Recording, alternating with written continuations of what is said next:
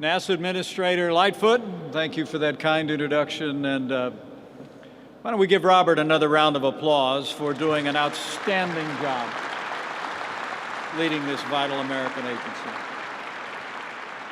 Thank you all for being here. To members of the Cabinet, members of Congress, honored guests, gathered heroes. It is great to be back at America's Space Coast, at this historic place with the men and women of the John F. Kennedy Space Center, the pride of the nation. It's my honor to welcome you all here today to the second meeting of the newly reconstituted National Space Council. Before I get started, standing here in Florida, allow me to take a moment to address what I know is on the hearts of every American: the terrible attack that took place in this state last week. You know, in America, we mourn with those who mourn, and we grieve with those who grieve. And let me assure all Floridians, especially those affected by this terrible attack, that as President Trump said, our entire nation with one heavy heart is praying for you all. As the President said, no child, no teacher should ever be in danger in an American school. Earlier this week, President Trump called on Congress to strengthen background checks, and yesterday directed the Attorney General and the Department of Justice to expedite the regulation of bump stocks. Later today, I'll travel back to Washington to join the President for a listening session, where we'll gather together with students, parents, and teachers from Parkland, Florida, and from communities that have been impacted by past shootings, including Columbine and Sandy Hook. And later this week, when the President meets with the nation's governors in Washington, D.C., President Trump will make the safety of our nation's schools and students our top priority.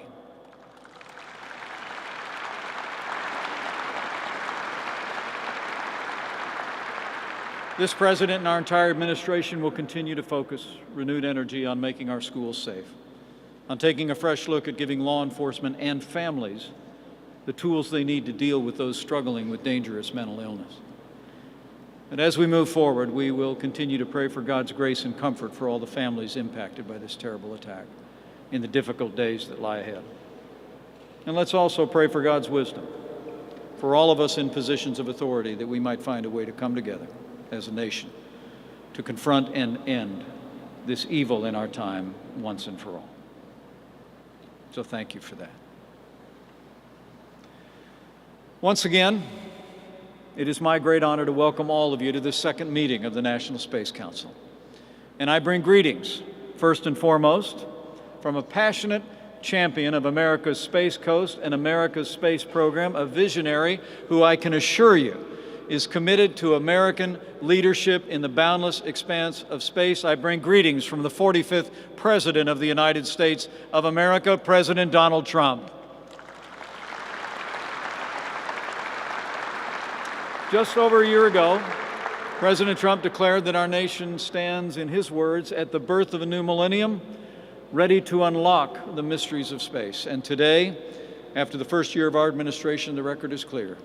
Under President Donald Trump, America is leading in space once again.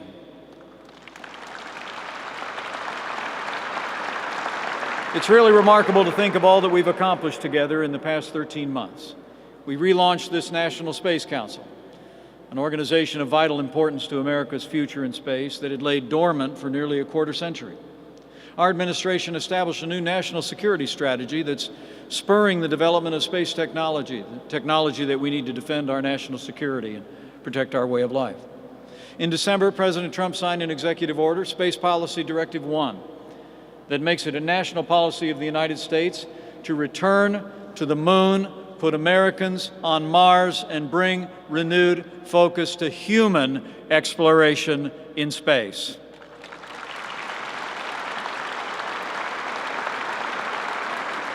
Last week, the President proposed a budget that prepares NASA to extend its exploration expeditions toward the outer reaches of our solar system. It redirects government support of the International Space Station by 2025 and encourages America's pioneering space companies in the private sector to increase their activity in low Earth orbit, where the government will be a partner and a customer, not a competitor.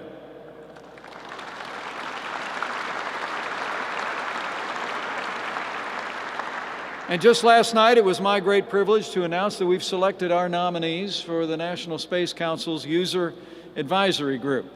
It's an extraordinary group of Americans that's bringing together some of the brightest minds in this country to accelerate innovation across our nation's space enterprise. All of the individuals nominated for the Users Advisory Group are pioneers in their field. They're explorers, they're builders. Some have built rockets, some have built businesses. Each of them have played a critical role in building America's space future. Many of them are with us here today, so I'd like to ask those among the 29 nominees of our User Advisory Group to please stand and join me in thanking and congratulating these newest members of the User Advisory Group for stepping up to serve our country at this vital moment in the life of our space program.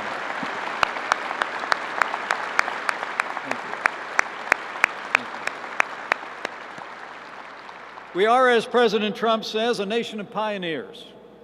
And I can assure you he firmly believes that our past triumphs draw us onward and upward to begin new journeys of exploration of our own and reclaim our destiny as the vanguard of humanity's great adventure into the outer reaches of space. What we choose to do in space, like every frontier, plays a vital role in the lives of our people and the future of this nation here on Earth. It accelerates scientific discovery, spurs groundbreaking innovations, fuels our businesses, serves as the eyes and ears of America's warfighters, and quite literally creates the jobs of the future. And it isn't just here on America's Space Coast where you see the importance of our nation's space enterprise. You see it in Alabama and Mississippi, in California and Washington State, and in every one of America's 50 states where there are hardworking men and women who get up every day to help build the world's most advanced rockets, satellites, and spaceships. In fact, thousands of companies across the country today are working on America's deep space exploration systems alone. And as we continue to push further into our solar system, new businesses and entire enterprises will be built to seize the infinite possibilities before us. And there will be no limit to the jobs and prosperity that will be created across this country. Over the past year, I've had the privilege to travel across this country to meet with men and women who are forging America's future in space. In Huntsville, Alabama, I met the engineers and technicians working on the Space Launch System that will send American astronauts back to the magnificent desolation of the moon and onto the red sands of Mars. At California's Mojave Spaceport, I climbed aboard a spaceship that will carry the first generation of space tourists to the edge of the Earth's atmosphere to peer into the cosmic expanse of the heavens. And I walked atop the massive vessel that will soon launch satellites while soaring through the skies. I saw with my own eyes the innovations that are born when America's entrepreneurs and captains of industry turn their gaze to the infinite frontier, and it's inspiring. At Schriever Air Force Base, I saw the strength of our surveillance, navigation, and communication system that support America's men and women in uniform as they defend our families and our freedom around the world. And at the Redstone Arsenal, I saw the steps we're taking to strengthen our national security capabilities in space and to meet threats that are posed by aggressive pursuit of anti-satellite capabilities. America will continue to be as dominant in the heavens as we are on the Earth. At the Johnson Space Center in Houston, I met with the newest class of American astronauts, inspiring Americans all. I saw their courage, the pioneering spirit that's always defined this country and continues to spur our people to break barriers, set new records, and carry our nation to even greater heights. And this week, I've returned to America's Space Coast to tour the facilities of this launching pad for our national heroes and this permanent symbol of our nation's unquestioned leadership in space. President Trump and our entire administration believe that America's prosperity, security, and even our national character depend on American leadership in space. And over the past year, the world has seen the vital role that private enterprise plays to advance American leadership in outer space. We've seen the increasing number of American businesses sending experiments to the International Space Station. We've witnessed the power of commercial satellites to reconnect isolated communities in the wake of natural disasters. And of course, just a couple of weeks ago, the world watched with wonder as the Falcon Heavy blasted off from this very shoreline and then moments later sent two of its boosters sailing back down to Earth, where they landed side by side intact, less than a mile from where they'd lifted off.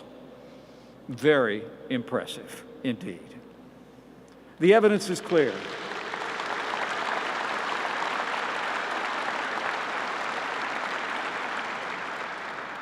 The evidence is clear. While the government can blaze new trails into exploring the outer expanse of space, like all frontiers, ultimately, that'll be settled by the dreams of our people, by the brilliance of our innovators, the energy of entrepreneurs, and the daring of our explorers together. This truth echoes through the history of the Kennedy Space Center, named for a president who challenged the American people to marshal the best of our, in his words, energies and skills to become the world's leading spacefaring nation. It was here in the early summer morning of 1961 that Alan Shepard crawled into the Mercury capsule, Freedom 7, perched atop an 82-foot rocket and ventured into the void. It was here just over 8 years later that the crew of Apollo 11 carried the hopes and dreams of the American people to the moon and claimed our place as the undisputed leader of the exploration of space. And it's here today in the 21st century that the modern marvels that launch from these grounds prove that the public and private sectors are achieving far more together than we ever have apart. Since January of last year, more than 20 rockets that were designed, built, and sent into space by America's pioneering space companies have launched from the Space Coast, with names like Falcon, Delta, Atlas, and Minotaur. And as these feats of American enterprise and ingenuity attest, much more than the bridge to space, Kennedy Space Center is the bridge to the future.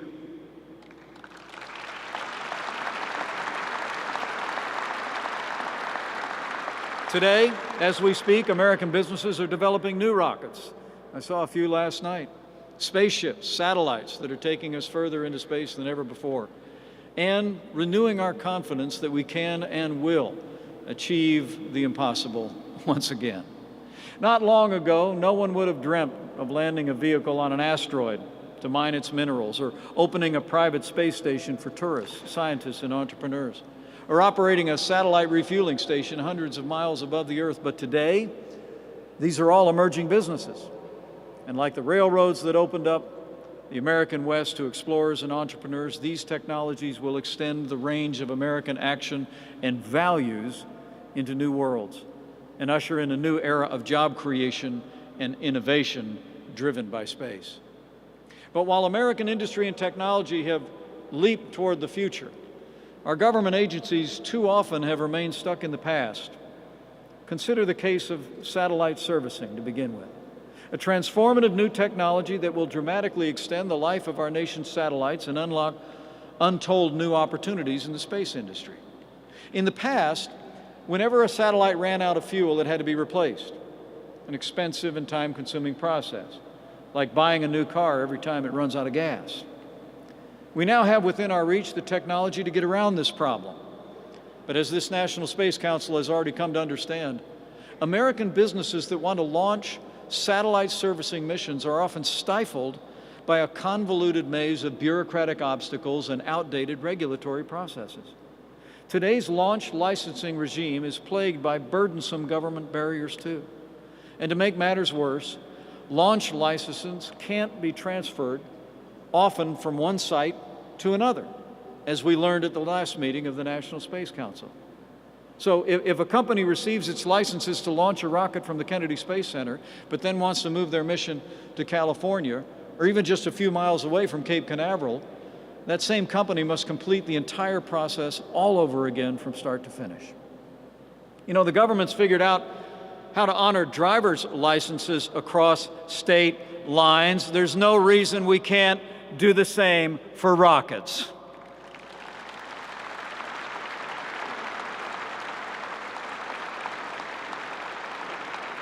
And more to the point, there's no reason our own federal government should stand in the way of trailblazing companies that are forging and reforging American leadership in space. Today, the National Space Council will discuss new policy recommendations to break down these bureaucratic hurdles.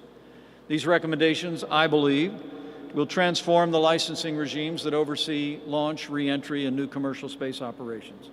And they'll empower American businesses to create the jobs of the future, attract new investment to our shores, and unlock new opportunities, new technologies, and new sources of American prosperity. With these reforms, American private enterprise will usher in a new era of space leadership that will propel our economy, strengthen our national security, and rekindle our belief that America can and will continue to accomplish anything we put our minds to. As President Trump has said, quote, "It is America's destiny to be the leader amongst nations on our adventure into the great unknown." And we're going to write that next chapter of that adventure with American industry and American ingenuity as our partner. This I know we'll do because it's what the American people have always done. If you think about it, less than 35 years after Lewis and Clark returned from their expedition to the wilderness, nearly half of our new nation's population had already moved west. There were pioneers and settlers, traders and entrepreneurs. And above all, they were Americans, fellow travelers on our nation's never-ending journey to explore undiscovered lands, venture to far-off places, and expand the horizons of our influence. No sooner had we tamed the Wild West than America's destiny beckoned us to the skies above. At the turn of the last century, two brothers from Ohio, one of whom was born in Indiana, sped down the sands of Kitty Hawk to become the first in flight. And just 66 years later, we won the race to the moon. Like many of you, some of the most precious memories of my youth were gathered around a black and white television, watching our heroes hurtling into the heavens and making history, like Buzz Aldrin, who gathers with us today, the second man on the moon.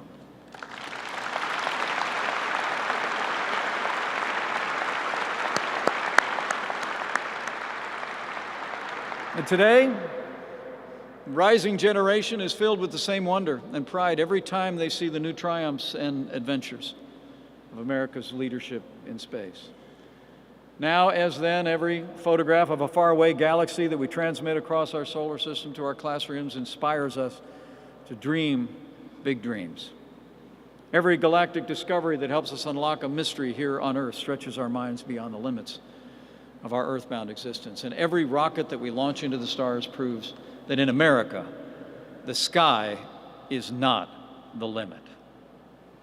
Today, we stand at the dawn of a new era of American leadership in space, and we do well to remember the words spoken by the late Gene Cernan, the last man to walk on the moon, before he boarded the lunar module 45 years ago. He said, and I quote, "America's challenge of today has forged man's destiny of tomorrow."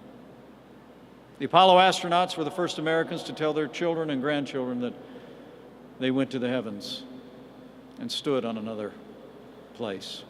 It's our duty to ensure by our work that they will not be the last Americans to set foot in the great unknown. So as we embark on our journey and begin our work again today, we go with confidence and I believe we go with faith. You know, today our nation awoke to the sad news of the passing of one of the greatest Americans of the 20th century, the Reverend Billy Graham. His ministry and his matchless voice changed the lives of millions and inspired our nation. Billy Graham ever reminded us to look to the ancient truths of God's Word, asking with the psalmist, "When I look at your heavens, the work of your fingers, the moon and the stars, what is man that you are mindful of him?" And so, even as we remember Reverend Graham this morning and keep his family in our hearts, we continue this renewed work, a renewed commitment to America's leadership in space, with confidence and with a faith that has ever carried the American people to the great unknown. And we go forward with the courage to dream bigger, determined to work harder. And let's carry that same confidence of trailblazers who came before us today. And I have it. With your support, with the good work of this National Space Council, with all who work and labor here at Kennedy Space Center and throughout our space program, with the strong leadership of President Donald Trump, the support of the American people, and with God's help, I know America will once again astonish the world with the heights we reach and the wonders we achieve. So thank you. God bless you. God bless this great work, and God bless the United States of America.